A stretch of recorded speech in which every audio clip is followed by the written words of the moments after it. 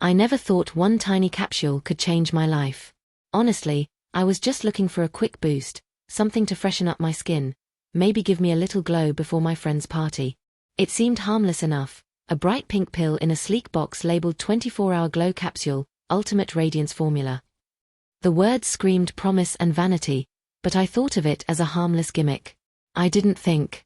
I swallowed it with a sip of water, and went about my day, blissfully unaware that the next 24 hours would turn my world upside down. At first, nothing seemed unusual. My reflection in the mirror looked the same. My skin wasn't brighter, my jawline hadn't softened, my body hadn't changed. I chuckled, thinking, yeah right. One pill isn't going to turn me into a supermodel overnight.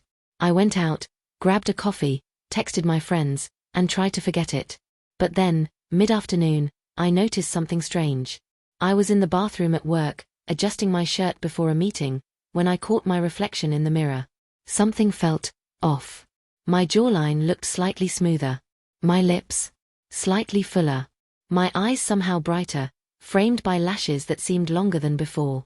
I blinked, leaned closer. Was it just the fluorescent lights? A trick of the angle? I shook my head, trying to convince myself it was nothing. But the odd tingling in my cheeks suggested otherwise. By evening, subtle changes became undeniable. My voice had shifted. Not drastically, but softer, warmer. Every time I spoke to my roommate, I noticed his glance lingered a beat longer than usual. You sound different, he said casually, though his eyes were wide with curiosity. I cleared my throat, muttering, weird day, I guess. My heart was racing. This wasn't just a skin supplement. Something in that capsule was affecting me. Body, voice, presence, everything. That night, at home, I paced in front of the bathroom mirror. I touched my cheeks gingerly, feeling the softness that wasn't there this morning. My jaw was subtly curved, my brow less pronounced. I raised my eyebrows, startled by how delicate they looked. My pulse thumped in my ears as the reality sank in. This was no ordinary pill. I was changing. By midnight, the transformation accelerated. My hair, previously stiff and unruly, felt silky and light, falling naturally over my shoulders in a way that made my reflection seem unfamiliar. I ran my fingers through it, shivering at the sensation. My chest felt strange, heavier, softer. My waist, narrower. Even my posture seemed different. Standing upright, I felt poised in a way I never had before. Fear and exhilaration twisted together, and I couldn't decide whether to cry or laugh. Sleep was uneasy. I woke in the early hours, already sensing that I was no longer fully myself. The soft sheets against my altered skin made my body feel alien, yet intoxicatingly comfortable. I caught my reflection in the hallway mirror and froze. My eyes widened. My features had become undeniably feminine, softer cheeks, fuller lips, delicate jawline. My heart raced, and my breath caught. I was still me, but someone else too. A stranger and an identity that felt hidden within me for years. By morning, the full impact had set in. The pills had worked like a perfect, insidious alchemy. My legs looked shapely, toned in a way I never imagined. My arms had softened. Even my hands appeared delicate, fingers longer, nails subtly refined. Panic flared, but it was intertwined with a curious, inexplicable thrill. This was beyond cosmetic. This was a metamorphosis. I dressed carefully, trying to wear my usual clothes, but they hung differently. My shirt felt loose around my chest, tight at my waist. My jeans hugged curves I didn't consciously have this morning. Even my socks, tiny detail, seemed almost feminine in how they framed my feet. I noticed my reflection as I left the apartment and froze again. My posture, my stride, my silhouette were all altered. People passed me on the street, and I felt their gazes, not mocking, but lingering with interest. I realized, my transformation wasn't subtle anymore. It was visible. The day at work was surreal. Every mirror, every window reflection seemed to catch me in the wrong light. Colleagues glanced at me, some whispering, others staring openly. One coworker paused mid-sentence. "Whoa, you look different today." I muttered something in reply, heart thudding, cheeks burning. I wanted to disappear, but part of me was undeniably curious.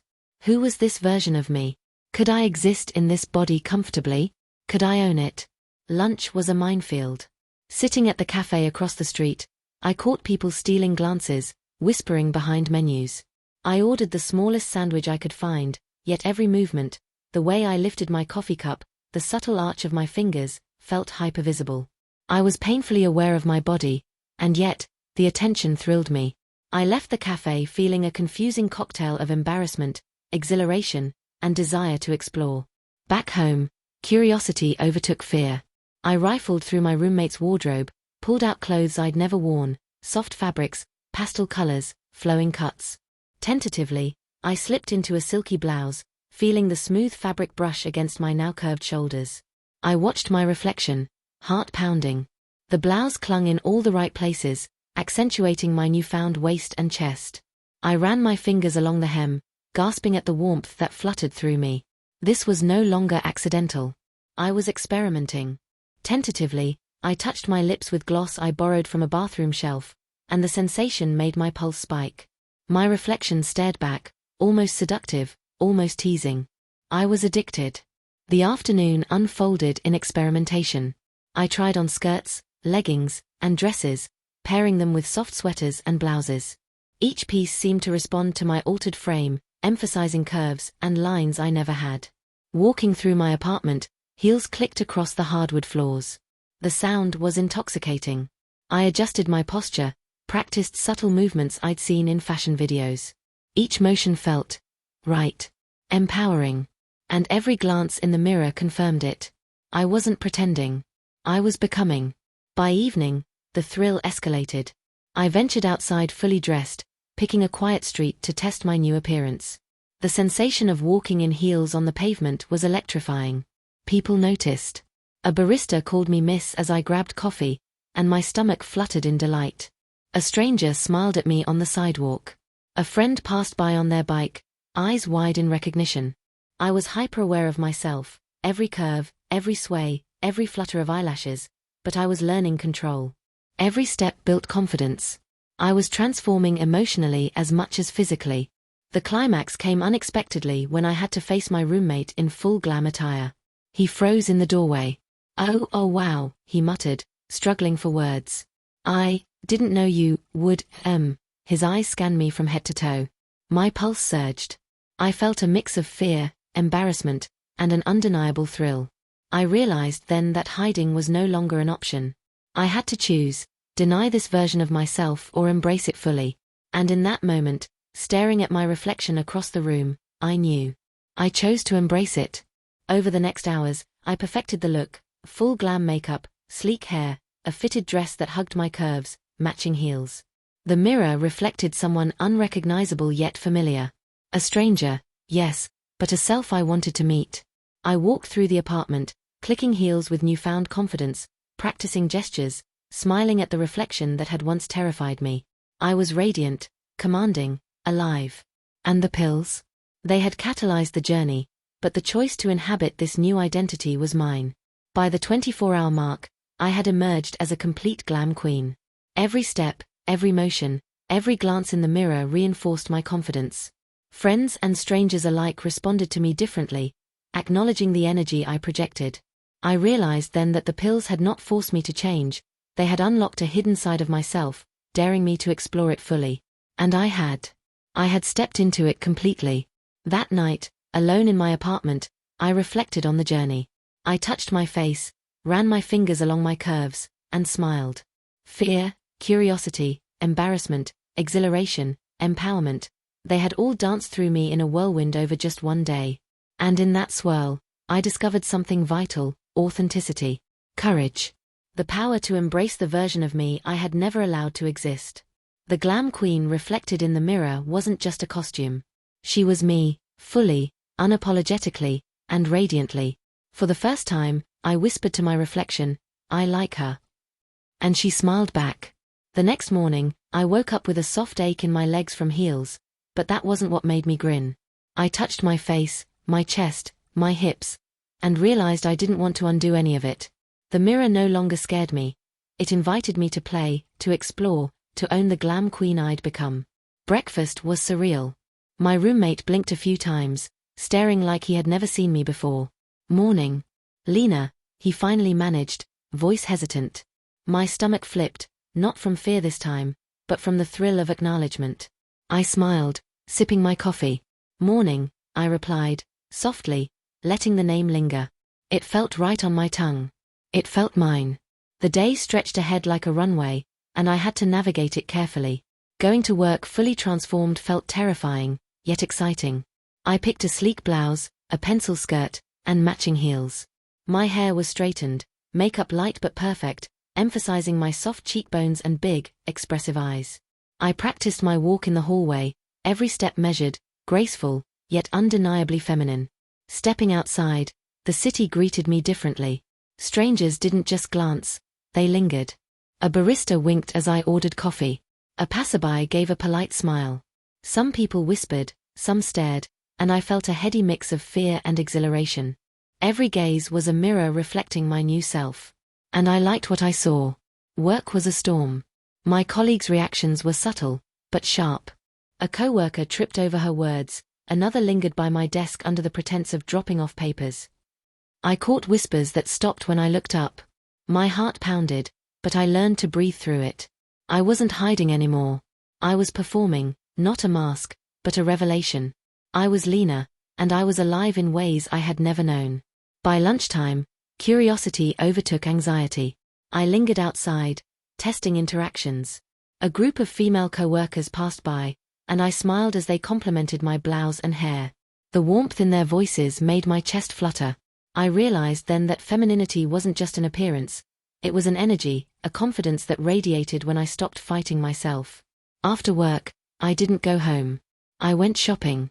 Every boutique, every mirror, every hanger became a playground.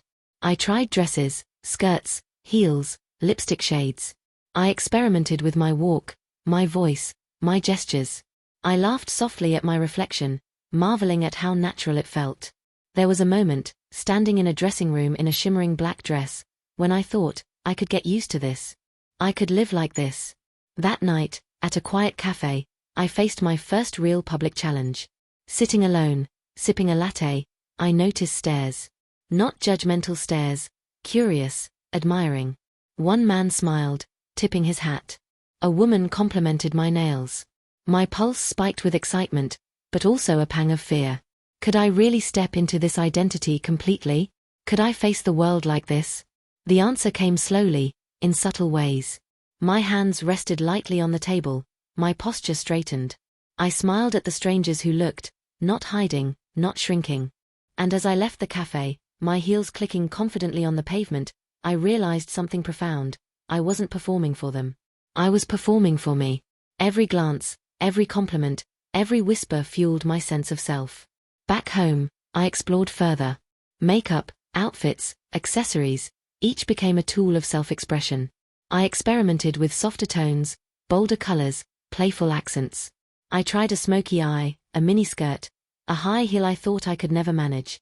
With every new attempt, I grew more confident, more in control, more myself. But confidence also brought reflection. Sitting in front of the mirror late at night, I traced my jawline with trembling fingers. Who am I? I whispered. The answer wasn't simple. I was still me, thoughtful, sometimes awkward, often nervous, but layered with something new, a power, a softness, a presence I hadn't known I could claim.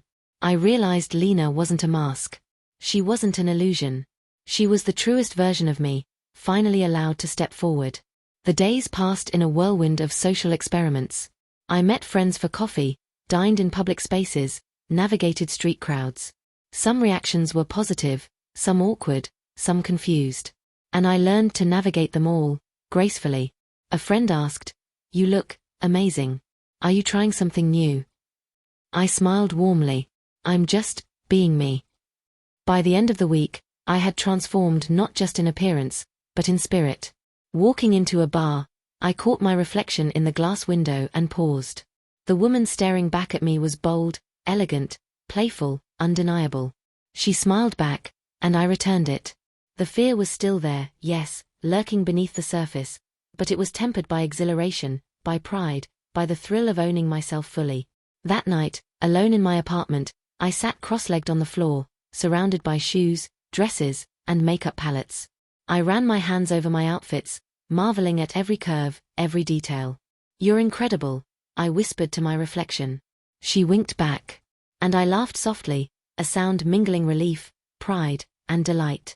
Lena had arrived. Not just in appearance, but in essence.